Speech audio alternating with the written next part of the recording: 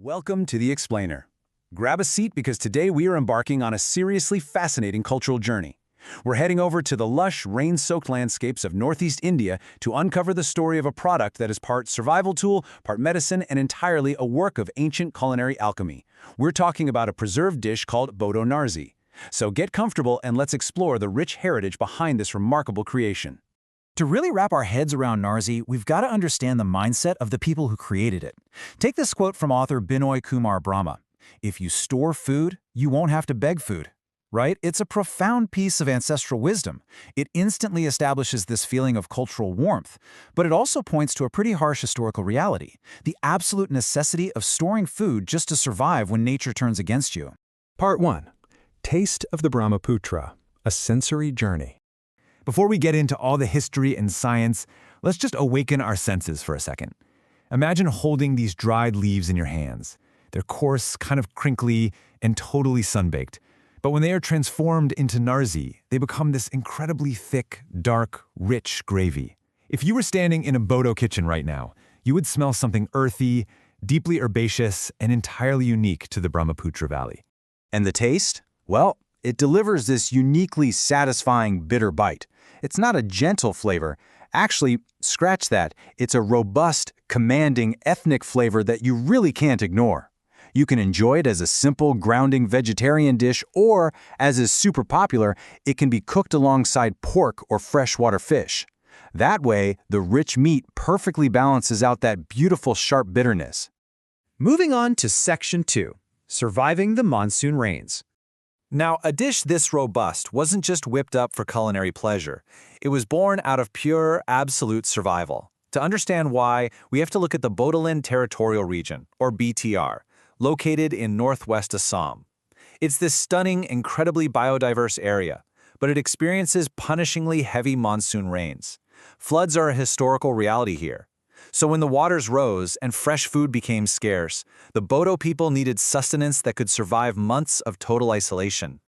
If we look back through history, the Bodo people were actually the earliest settlers of Assam. They were real pioneers, the very first to cultivate rice and rear silkworms. But because of the adverse weather and geographical isolation, they had to become masters of food preservation. They figured out how to dry and store vegetables, meats, and, crucially, the jute plant, ensuring they had enough to eat during times of extreme scarcity. But here's the thing, Narzi is way more than just emergency rations. It's deeply woven into their spiritual life as a socio-religious cleanser. According to traditional Bodo custom, people returning from a funeral are expected to consume Narzi. It's actually believed to physically and spiritually cleanse the human body after being in the presence of death. So it's food, medicine, and ritual, all in one bowl. Section 3. Magic of jute and ash. So, how exactly do you turn a bitter, dry leaf into a beloved cultural staple? Well, it starts with a physical transformation. First, we have the raw material, jute leaves, dried out in the sunlight for 6 to 7 days until they are bone dry and brittle. Then, those same leaves are soaked in water for hours. They kind of reawaken, turning into this raw, intensely bitter paste when crushed by hand. But the true magic, that happens in the next step. And that brings us to the secret ingredient, cardwi. This is a locally prepared, completely natural alkali. The Bodo ancestors would literally take banana plants or mustard plants, dry them out, burn them, and collect the ashes to produce this alkaline solution. Imagine the earthy, smoky, almost woody aroma of burnt banana peels. That ash is the key that unlocks Narzi.